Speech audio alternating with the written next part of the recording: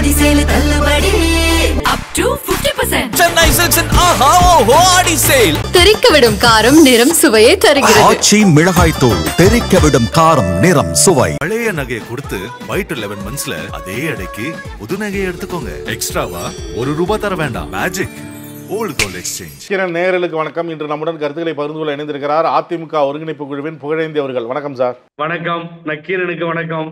ராஜவேலு அவர்களுக்கு வணக்கம். இப்ப நம்ம பல்லழகர் டூர் போயிட்டு இருக்காரு. சமாதானம் தான் கேட்க போறீங்கன்னு நினைக்கிறேன். வேற ஒன்றும் அரசியல் இருக்காது இப்ப பெருசா. திமுக தேர்தல் பணிகள் ஆரம்பிச்சிருச்சு. அதே போல அதிமுகவும் தேர்தல் பணிகள்ல தீவிரமா இறங்கி இருக்கு. மக்களை காப்போம் தமிழகத்தை மீட்போம் என்ற தலைப்புல அவங்களும் மீண்டும் இப்ப களத்துல இறங்கிட்டாங்க. இது எப்படி பாக்குறீங்க? ஓ யாரு? எடப்பாடி பழனிசாமி. ஓ அதே நேற்று மேட்டுப்பாளையம் அந்த காட்டு பகுதியிலிருந்து ஒரு பச்சை வேன் வந்துச்சு. அதுல பாத்தீங்கன்னா அந்த வனவிலங்குகள் பாதுகாப்பு வாரம் நடத்துவாங்க. வனவிலங்குகளை போற்றி புகழ்ந்து வண்டியெல்லாம் போகல. அப்போ வனவிலங்குகளுக்காக போகும்.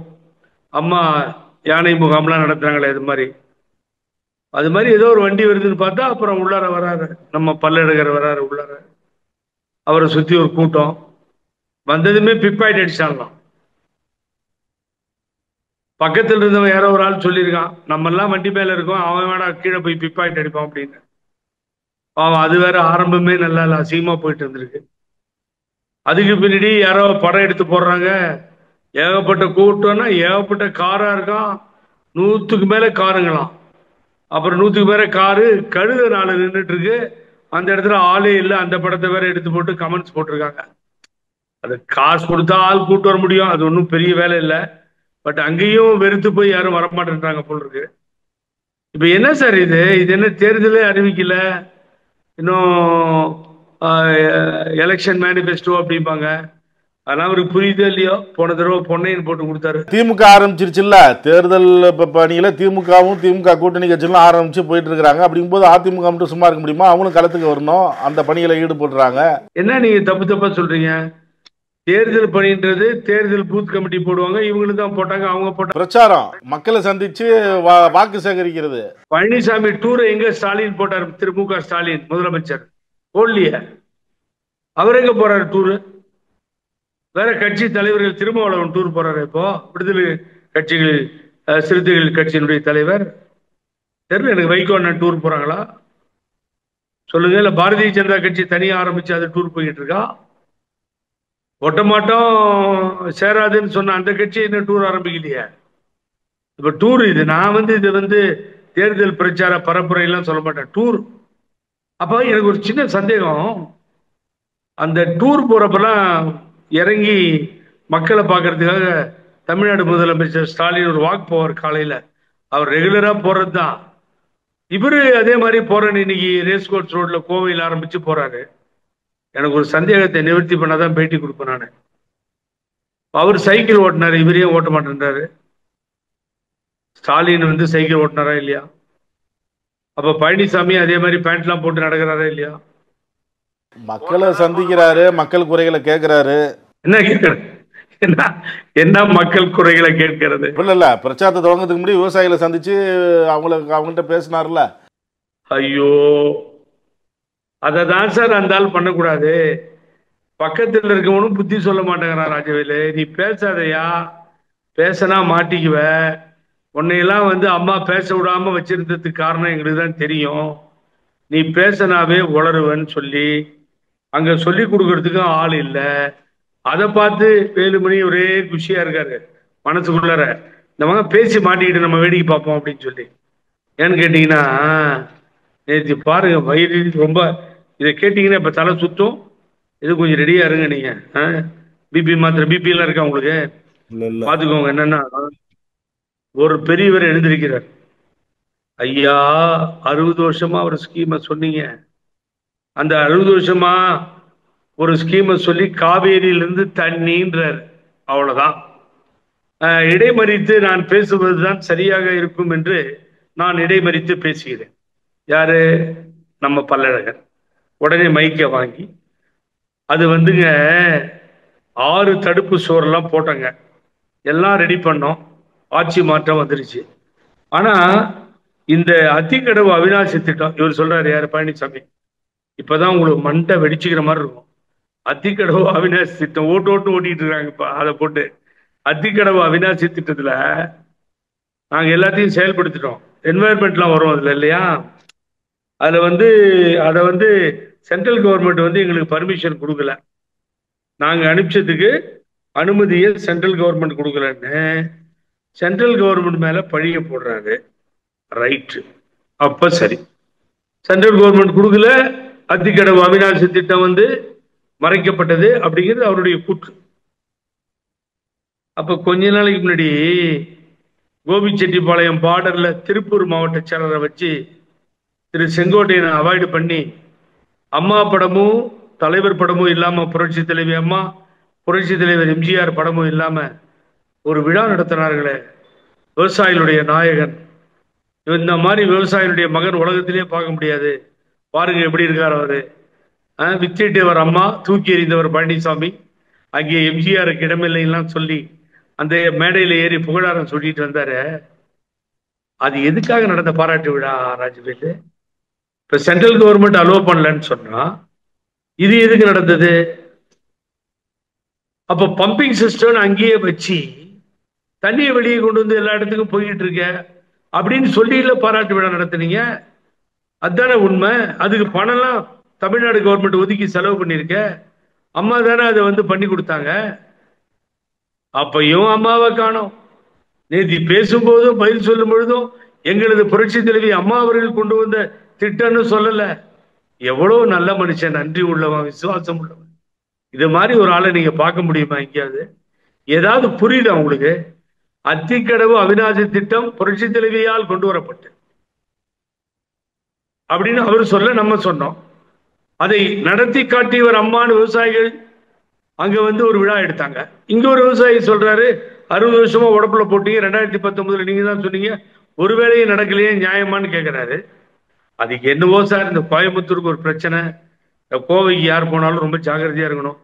ஏற்கனவே ஒருத்தர் பன் பட்டர் ஜாம்ல மாட்டிக்கிட்டு நிர்மலா சீதாராமன், பன்னுக்கு ஒரு ஜிஎஸ்டி, பட்டருக்கு ஒரு ஜிஎஸ்டி, ஜாமுக்கு ஒரு ஜிஎஸ்டி, நியாயமான அந்த ஓனர் கேட்க போக இது உலகம் பூரா போயிடுச்சு இந்த பன் பட்டர் ஜாம் விஷயம்.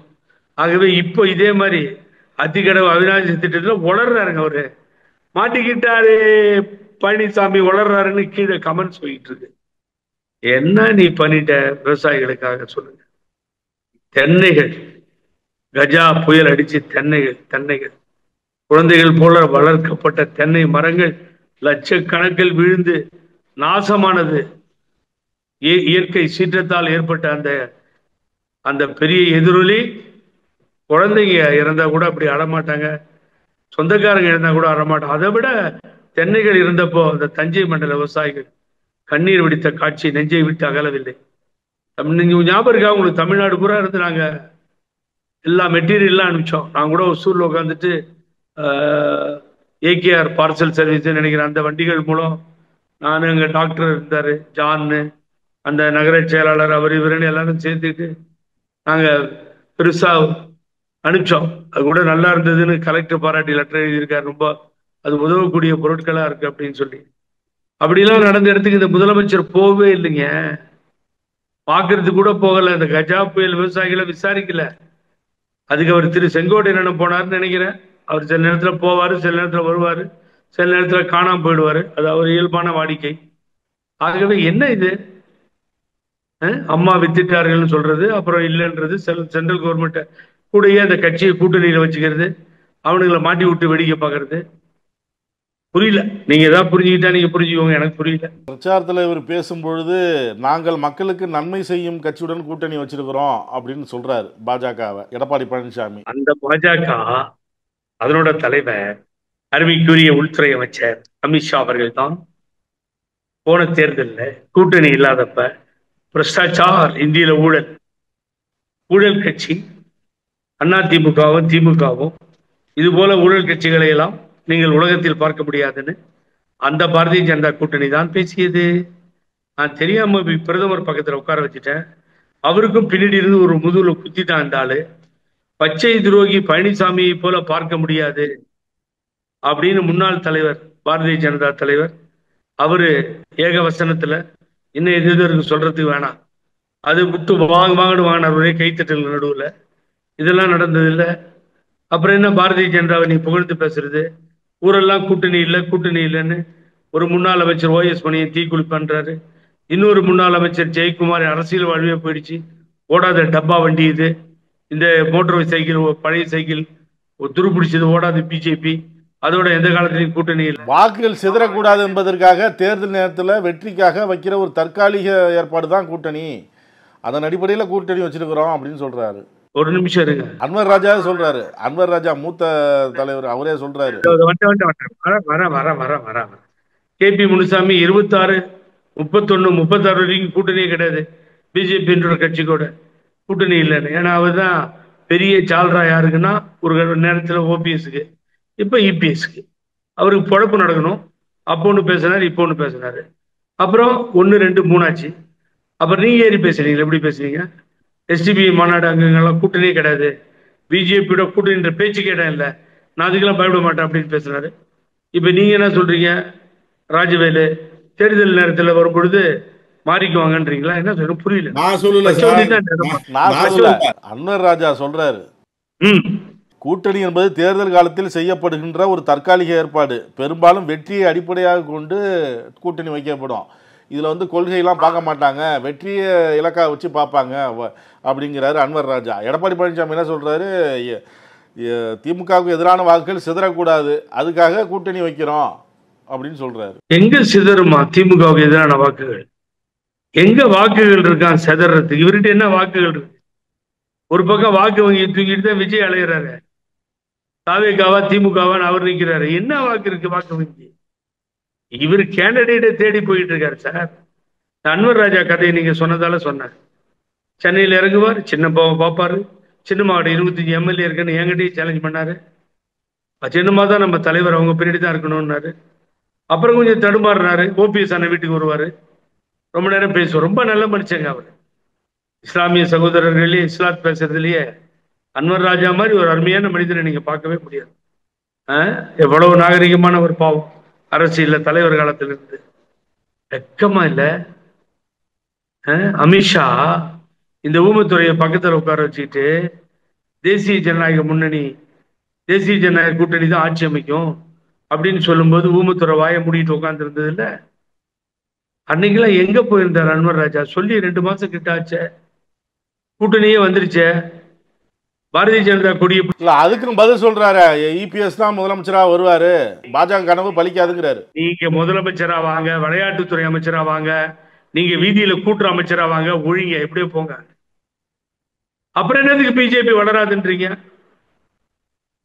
அதே அன்வர் ராஜா ஏன் பேசணும்? பிஜேபி வளராது, பிஜேபி முளைக்காது, பிஜேபி எழுச்சி நிற்காது, பிஜேபிக்கு விதியுமே இல்லை, தமிழ்நாட்டில் முளைக்கிறதுக்கு வாய்ப்பே கிடையாது. என்னத்துக்கு? இப்ப யாரு கேட்டா? அமித்ஷா சொல்லும் போது சும்மா தானே இருந்தீங்க, ஊமைத்துறையும் சும்மா இருந்தீங்க, நீங்களும் சும்மா இருந்தீங்க. அங்க இருக்க முஸ்லீம்ஸ் துப்ப மாட்டான். ராமநாடு பூரா இஸ்லாமிய சகோதரர்கள் தானே சார். 200 மொழிகளுக்கு அதிகமாக மொழிபெயர்க்கப்பட்ட புனித நூல் குர்ஆனை வணங்கி கொண்டாடக்கூடிய மக்கள் இல்ல சார். அப்துல் கலாம்னு ஒரு பெரிய கடவுள் மாதிரி ஒரு மனிதரை பார்த்தோம் இல்ல, அவர் பிறந்த ஊர் இல்லை, அங்க இருந்துகிட்டு வெக்கமா இல்ல? இஸ்லாமிய சகோதரர்கள் செய்கின்ற துரோகம் போய் வசனம் என்ன பேசுறது? பிஜேபி வளராது, கூட்டணி ஆட்சி இல்லை, அவர் தான் முதலமைச்சர். அவரே அவரை முதலமைச்சர் அறிவிச்சுட்டாரு. இந்தியாவில் யாராவது சொல்லி பார்த்து எந்த கட்சியாவது சொல்லியிருக்கா? போன எலெக்ஷன் என்ன நடந்தது? அண்ணன் OPS 3 நாள் அலைஞ்சு சண்டை. அவர் உடனே அவர் வந்து நின்று வரமாட்டாருன்னு பார்த்தா விடிய அந்த வீட்டில் தான் உட்கார்ந்தோம் நாங்கெல்லாம். அவரை வாயில வந்தாதான் பேசினார். இவர் அடுத்த நாள் வந்து ஒரு முதலமைச்சர் கேண்டிடேட் அனௌன்ஸ் பண்ணிட்டார், கட்சி முதல்வர் வேட்பாளர்னு. அப்ப வேணும் இந்த அன்வர் ராஜானுடைய தலைவியா இருந்த சின்னம்மா காலில் எடப்பாடி பழனிசாமி விழுந்து அந்த முதலமைச்சரை வாங்குறப்போ வேணும் அறிவிக்கிறதுக்கு கட்சியில் ஆட்சி மன்ற குழு இல்லையா? நீ சொன்னதெல்லாம் இப்ப ஃப்ராடு தானே. அந்த செயற்குழு பொதுக்குழு அதெல்லாம் இல்லையா? முன்னணி தலைவர்கள் இல்லையா? யாரையா விட்டு சொல்லலாம்ல. நான் வழிமொழிகிறேன், நான் முன்மொழிகிறேன், இந்த நாடு அழிய போவதற்காக மீண்டும் கட்சியின் முதல்வர் வேட்பாளராக எடப்பாடி பழனிசாமியை தேர்ந்தெடுத்திருக்கிறோம் சொல்லாம. இப்ப ஓவாயிலே வந்துருச்ச பிரச்சாரத்துல போய் நின்று மக்களாட்சியை கடுப்போன்றார் சார்.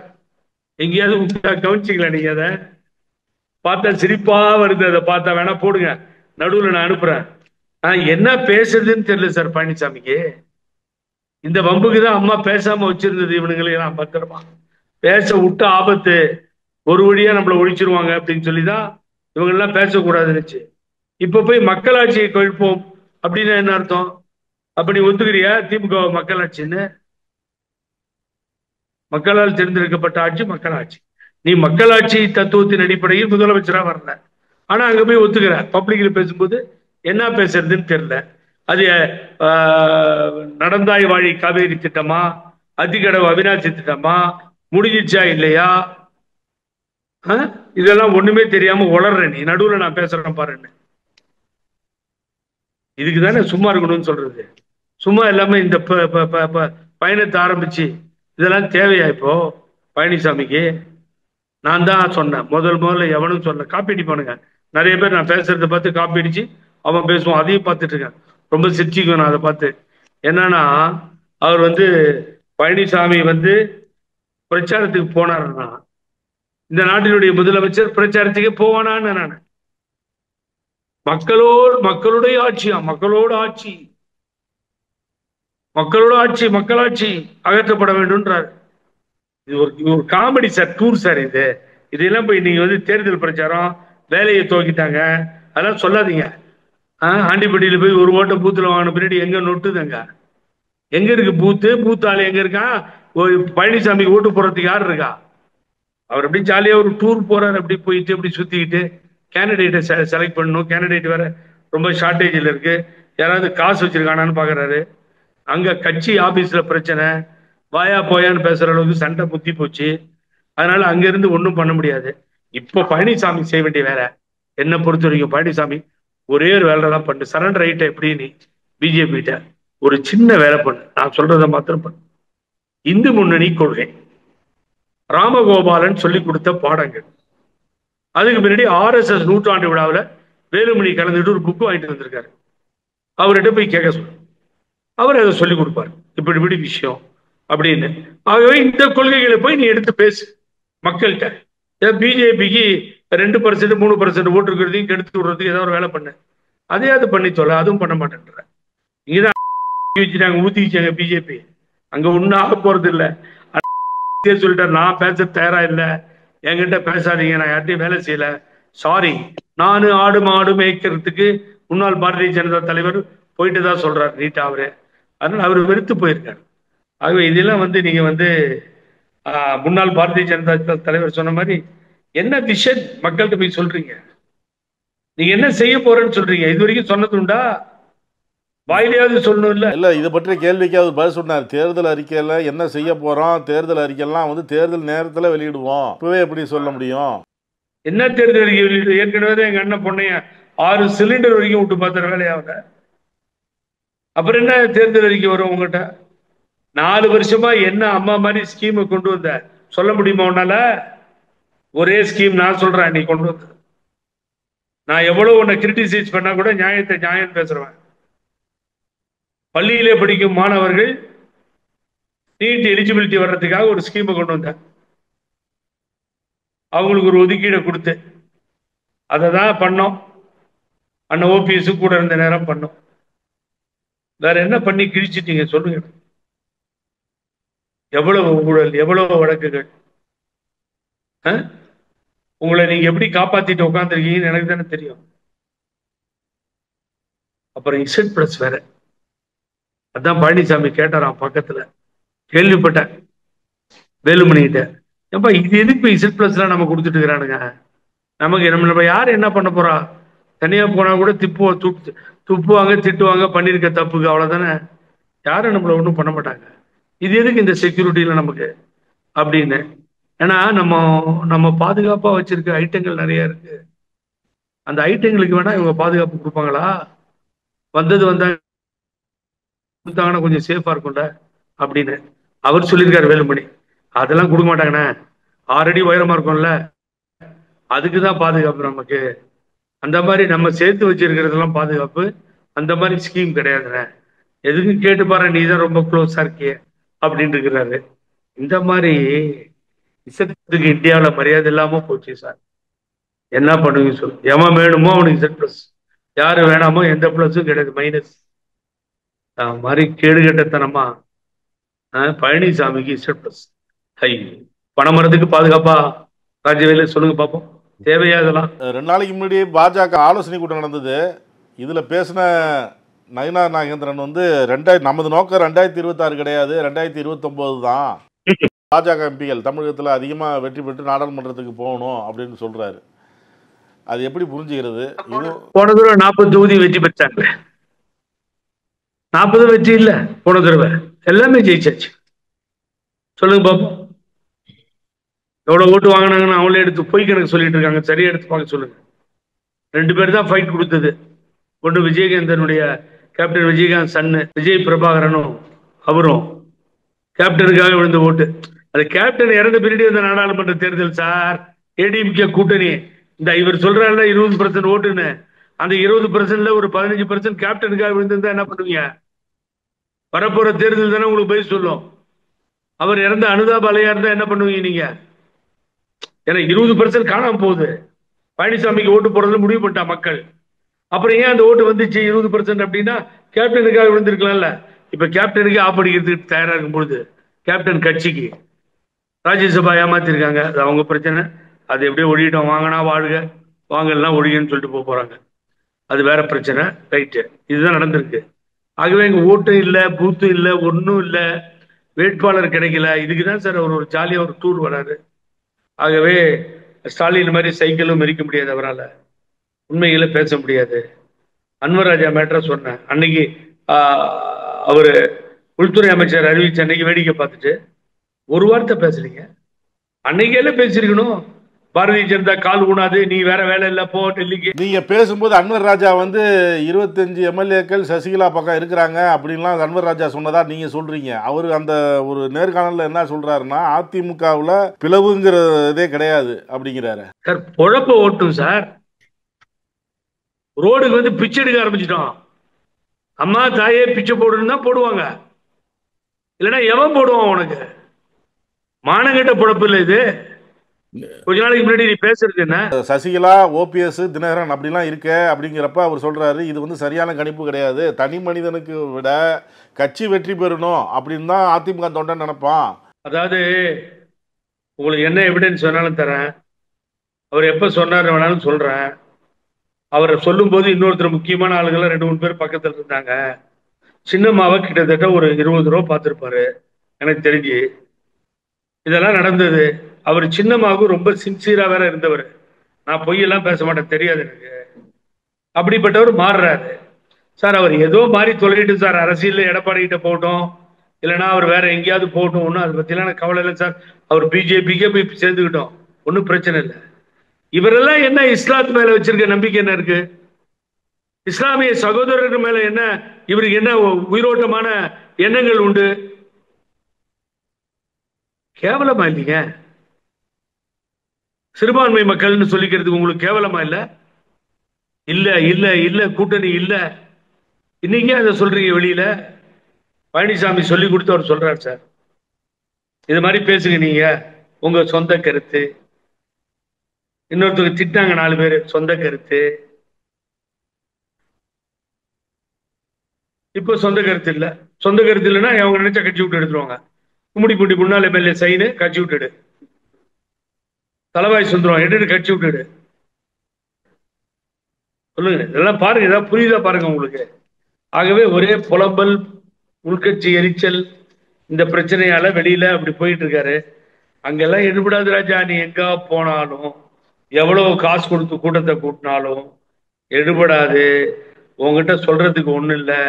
4800 கோடி ஊழல் வழக்கு மறைக்கப்பட்டு அப்படியே நிக்குது நிலுவையில. கொடநாடு கொலை வழக்கு விசாரிக்கப்படாம நிலுவையில் நிக்குது. 1000 கோடி அந்த டி நகர் அந்த ஸ்கீம்ல தண்ணி எல்லாம் நிக்காது. அவர் சொல்றாரு கிட்டத்தட்ட 900 கிலோமீட்டர் அதெல்லாம் பூரா கிளியர் பண்ணிட்டோம், இனி சென்னையிலேயே தண்ணி நிக்காது அப்படின்னு சொன்னது யாரு? பழனிசாமி தானே. அப்புறம் தண்ணி நிக்கலையா? அது ஒரு 1000 கோடி ஊழல்னு முதலமைச்சர் ஒரு விசாரணை கமிஷனை போட்டு அந்த விசாரணை கமிஷன் முடிவு வந்துருச்சு கைக்கு. 13 பேரை சுட்டது அது சம்பந்தமா விசாரணை நீதிபதி அருணா ஜெகதீசன் அவங்க கொடுத்தாச்சு. எவ்வளவு நிக்குதுன்றீங்க? எத்தனை பேர் மேல ஊழல்? 3 தடவை வேலுமணி தப்பிச்சிருக்காரு ஊழல்ல. என்னங்க அத்தனையும் போட்டு ஏன் இதெல்லாம் இவரை வந்து அரெஸ்ட் பண்ணல, விசாரிக்கல, ஏன் நடவடிக்கை எடுக்கல? நம்ம பேசி பிரயோஜனமே இல்லை. இந்த நாட்டினுடைய முதலமைச்சர் தான் போய் சொல்லணும். எலெக்ஷன் கிட்ட வந்துருச்சு இல்ல, மேட போவார்ல. ஏற்கனவே உறுதிமொழி சொல்லிட்டு தானே வந்திருக்காரு. இப்ப போய் மாத்தி பேச முடியாது. இவர் மாட்டிக்கிறார் இல்லையோ அவர் மாட்டிக்குவார் மக்கள் முன்னாடி. ஆகவே இந்த நியாயமா இவ்வளவு நேரம் ஜெயில இருக்க வேண்டிய ஆள் பழனிசாமி அவர் வீதி உலா வராரு, அதை முதல்வர் வேடிக்கை பார்க்கிறாரு. இது என்ன அரசியல்னு என்னால புரிஞ்சிக்க முடியல. அவரை திரும்பி திரும்பி பலமுறை வேண்டி கேட்டேன். ஒரு கொடநாள்லயாவது ஒரு ஆளை மாத்திரம் விசாரிக்காம இருக்கீங்க. 17 பேரை விசாரிச்சிட்டீங்க, 100கணக்கான பேரை விட்னஸா கொண்டு வந்துட்டீங்க அப்படின்னு. ஒன்னும் வழியே பிறக்க மாட்டேங்குது, ஒன்னும் தெரிய மாட்டேங்குது. இதுதான் நடக்குது. தேர்தல்லாம் ஓட்டுலாம் வராதுங்க. ஒரு 5-10 இடத்துல கூட ஜெயிக்க முடியாது. ஜெயிக்கிறதுக்கு யார் இப்ப கூட்டணியில் இருக்கா? பழனிசாமியோட மேலும் பல கட்சிகள் வருங்கிறாரு. இந்த பாகிஸ்தான்ல போய் பீப்புள் பார்ட்டி அது இதுன்னு இருக்கு, இல்ல ஸ்ரீலங்காவில் போய் பார்ட்டிகள் இருக்கு. அது ஏதாவது 2-3 பார்ட்டிய கேட்டு கெஞ்சி கொண்டு வந்து சேர்த்துக்க சொல்லுங்க. இங்க ஒருத்தனும் வரமாட்டாங்க. பழனிசாமி பேரை சொன்னா யாரும் வரமாட்டாங்க. விஜய் பக்கத்துல கூட சேர்க்க மாட்டார். அவர் வீட்டிலேயே எழுதி உள்ள ஒட்டியிருக்காராமே விஜய், பழனிசாமி சேர்த்து கொள்ள மாட்டோம்னு. 2 பேரும் வெளியில பேசிட்டு வரல, அலையராயா பழனிசாமி. அதை வேற எவனோ வீடியோ ரெக்கார்டிங் எடுத்து வெளியே போட்டு, அது வேற அவங்க மனசுல இருந்தது வெளியில வந்துருச்சு. ஆகவே யாரும் தேடிட்டு வர மாட்டாங்க. இப்ப மோடி படத்தோட போகணும், RSS கொள்கையை சொல்லணும், அண்ணா படத்தை எடுத்து அமித்ஷா படத்தை போடணும். இந்து முன்னணி 4 பேர் முன்னாள் அமைச்சர்கள் அந்த மாநாட்டில் கலந்துக்கிட்டு முதல் தடவை திராவிட இயக்கத்திலேயே இது போன்ற ஒரு அசிங்கமான நிகழ்வு நடந்ததில்லை. அது நடந்துகிட்டு இருக்கு, அது நடந்துச்சு. அதுக்கு ஊரா காரணம் சொல்லணும். இதெல்லாம் இருக்கு. அதனால பழனிசாமி அதுக்குதான் காரணம் சொல்லிட்டாங்களே சார். அவங்க கூப்பிட்டாங்க, மரியாதை நிமித்தமா போனோம். அங்க வந்து இதே மாதிரி ஒரு வீடியோ ஒளிபரப்புவாங்க, இந்த மாதிரி ஒரு கருத்தை பதிவிடுவாங்கன்னு தெரியாது. போனதுக்கு அப்புறம் தான் தெரியும். நாங்கள் அதை வந்து கண்டிக்கிறோம் அப்படின்னு சொல்லி மீண்டும் சொல்லிட்டாங்களே. அண்ணாவை பெரியார இந்த மாதிரிலாம் அவமதிக்கிறத நாங்கள் ஏற்க மாட்டோம் அப்படின்னு சொல்லிட்டாரு. அவன் தான் காரிய மூஞ்சி மேல துப்பிட்டானே. அண்ணன் சம்பத்து சொன்ன மாதிரி தொடச்சுக்கிறதா? ஆல்ரெடி துப்பிட்டா இல்ல மூஞ்சி மேல. தந்தை பெரியாரையும் பேரறிஞர் அண்ணாவையும் அசிங்கமா பேசியாச்ச. அப்புறம் என்ன விட்டுது? பார்த்த இல்ல, டிஸ்பிளேல தெரியலன்னு இல்ல, கீழே வந்தில்ல, தெரிஞ்சது இல்ல, முடிவெடுக்கணும் இல்ல. போய் சேர சொல்லுங்க சார் இந்து முன்னணியில் இவனுங்களெல்லாம். எதுக்கு அதிமுக உனக்கு? ஏன் சும்மா இங்க குழப்பத்தை உண்டு பண்ணி யாரையும் கூட்டா சேர்த்துக்காம அந்த அம்மா முதலமைச்சர் பண்ணது வேணாம், OPS முன்மொழிஞ்சார் வேணாம், நாங்க யாரும் எங்களோட எல்லாம் சேர்ந்து போக மாட்டோம், இப்படி ஒரு முடிவு எடுத்துட்டு அலையிறல நீ வேணா விட்டுரு. ஒரு நல்ல அமைப்பா நீ எடுத்துக்கோ, இந்து முன்னணியில போய் சேர்ந்துக்கோங்க, போங்க எல்லாரும். அதையும் செய்யக்கூடாது. பிஜேபியில போய் சேர்த்து விட்டுருங்க கட்சியை, போங்க. இந்த நாட்டு மக்கள் ஒப்புக்கொள்கிறார்கள் என்பதை பார்க்க வேண்டும். முருகன் மாநாட்டை நடத்தி இந்துக்களும் கிறிஸ்டின்களும் காசை வாங்கிட்டு இந்துக்கள் கிறிஸ்டினா முஸ்லீமா மாறினான்னு சொல்றதை டிஸ்பிளே பண்ணிருக்கீங்க. நீங்க கொண்டு வரோம் தேர்தல் நேரத்தில், எங்க போயிடுவோம்? நியாயமா இது? 3 மதத்தை அவமதித்திருக்கிறார்கள். கோர்ட்ல நாங்க அது மாதிரிலாம் பேச மாட்டோம்னு சொல்லி அஃபிடவிட் ஃபைல் பண்ணி உத்தரவாதம் கொடுத்து, நீங்களே கொடுத்தது, செல்ஃப் அவங்களே கொடுத்த கண்டிஷன்ல அவங்களே போட்டு கொடுத்தது. என்ன சார் இதுக்கு கேஸ் பாயிலையே? ஒரே ஒரு எஃப்ஐஆர் போட்டு கம்முன்னு தூங்குறீங்களே. அன்னைக்கு யாரோ ஒரு ஈரோட்ல இருந்து ஒருத்தர் பேசினாரு, இப்போ ஏர்போர்ட்ல இருந்து வெளியில வரதுக்கு முன்னாடி அரெஸ்ட் பண்ணிட்டாங்க. அந்த கஸ்தூரி எதிர்கட்சியா இருக்கட்டும், பேசுறது தப்பு, கஸ்தூரி அரெஸ்ட் பண்ணீங்க. இதுக்கு மாத்திரம் ஏன் வேடிக்கை பாக்குறீங்க? பெரியாரையும் அண்ணாவையும் பேசுறதுக்கு அங்க இருக்க IPC வேடிக்கை பார்த்துட்டு இருக்கிறாரு. நினைச்சு பாருங்க சார், வேதனையா இருக்கு சார். நீங்க நினைக்கிற மாதிரி எல்லாம் இல்லை. எவ்வளவு வேதனையா இருக்குன்னு நினைக்கிறீங்க? வளர்த்து ஆளாக்கியவர்கள் சார். கோயிலுக்கு போயிட்டு வந்தவங்க ஓட்டு போட்டுதான் சார் 60 ஆண்டுகள் நெருங்குகிறது. திராவிட இயக்கம் மாறி மாறி ஆட்சி கட்டிலில் இருந்தது. அவர்கள் இழிவுபடுத்தப்படுகிறார்கள். அந்த மேடையிலே அதிமுக உட்கார்ந்து கொண்டிருக்கிறது. இதுவரை திராவிட முன்னேற்ற கழக அரசு கைது செய்யாமல் வேடிக்கை பார்த்துக் கொண்டிருக்கிறது. இவங்க 4 பேரையும் MLA இருக்கிற தகுதி நீக்கம் செய்யணும்னு மனு கொடுத்துட்டு வந்தேன் மதுரை கமிஷனர்கிட்ட போய். They are not eligible because ஓத்து எடுத்துட்டு நாங்க மதத்தை பத்தி பேச மாட்டேன்னு சொல்லிட்டு தானே மதத்தை பத்தி பேசுற இடத்துல போய் மேல உட்காந்துருக்கீங்க. 4 முன்னாள் அமைச்சர்களும் நியாயத்தை நியாயமா பேசுவோம் சார். யாரும் கொஞ்சிட்டாலும் எனக்கு கவலை இல்லை அதை பத்தி. அதனால எடப்பாடி பழனிசாமி போறது தேர்தல் பிரச்சாரம் அல்ல. அவர் சொந்தமா டூர் போயிட்டு இருக்காரு. அதையெல்லாம் நீங்க சீரியஸா எடுத்துக்காதீங்க. அவர் இப்ப 2 நாள் ஸ்டாலின் மாதிரி சைக்கிள் ஓட்ட சொல்லுங்க பாப்போம். பல்வேறு கருத்துக்களை பகிர்ந்து நன்றி சார். பழனிசாமியை யாரும் ஏற்றுக்கொள்ள மாட்டார்கள். நான் பொதுமக்களிடம் இவர் நடந்து வரும் பொழுது நேற்று கோவையிலே ஒரு விவசாயி கேட்டது போல, பெரியவர் கேட்டது போல பல கேள்விகளை அடுக்குங்கள். சேர மாட்டேன்னு சொன்ன பிஜேபியோட ஏன் சேர்ந்த பழனிசாமி? இந்து முன்னணி கூட்டத்தில் ஏன் கலந்துகிட்ட பழனிசாமி? 4 வருஷமா என்ன சாதனை பண்ண பழனிசாமி? உனக்கு என்ன யோகியது இருக்கு எங்களை பார்க்கறதுக்கு? இது போன்ற கேள்விகளை அடுக்கடுக்காக கேளுங்கள். மக்கள் கேட்க ஆரம்பித்தாலே பழனிசாமிக்கு புரிய வந்துவிடும். ஆகவே எல்லாரையும் உதறி தள்ளி ஒற்றுமை இல்லாமல் செய்து தெருவிலே வந்து கொண்டிருக்கிறார். அவர் எங்களை பார்த்து தெருவில் இருந்து வந்தவங்க, அவங்களாம் யாருங்க ரோட்ல இருந்து வந்தவங்கன்னாரு. மக்கள் உன்னை தெருவிலே கூட விட மாட்டார்கள், துரத்தி அடிக்கின்ற காலம் வந்து விட்டது. பார்க்கின்ற நேயர்களுக்கு நெஞ்சார்ந்த நன்றி, ராஜவேலுக்கும் நன்றி, நக்கீரனுக்கும் நன்றி, வணக்கம், வாழ்த்துக்கள். நக்கீரன் டிவிக்கு சப்ஸ்கிரைப் செய்யுங்கள். உங்கள் ஆதரவே எங்கள் பலம். ஆசிரியர்களுக்கு நண்பனாகவும் மாணவர்களுக்கு ஆசானாகவும் திகழும் தேர்வு வழிகாட்டி. ஒவ்வொரு பாடத்திற்கும் அனுபவமிக்க ஆசிரியர்களின் துல்லியமான தெளிவான விடைகள். CNC இருக்கு, தேர்வு பயம் எதற்கு? இது தீரன் பப்ளிஷிங் ஹவுஸ் விற்பனை வெளியீடு.